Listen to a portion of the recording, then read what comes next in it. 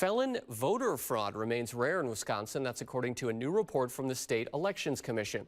Further evidence that there has been no widespread voter fraud in the Badger State, despite false claims spread by former President Donald Trump and his supporters since the 2020 election. President Joe Biden defeated Trump by nearly 21,000 votes in Wisconsin in 2020. In the 2022 midterm, the Wisconsin Elections Commission referred 23 cases of felons voting to district attorneys. 5 other cases are still under review. That's according to the WEC's report.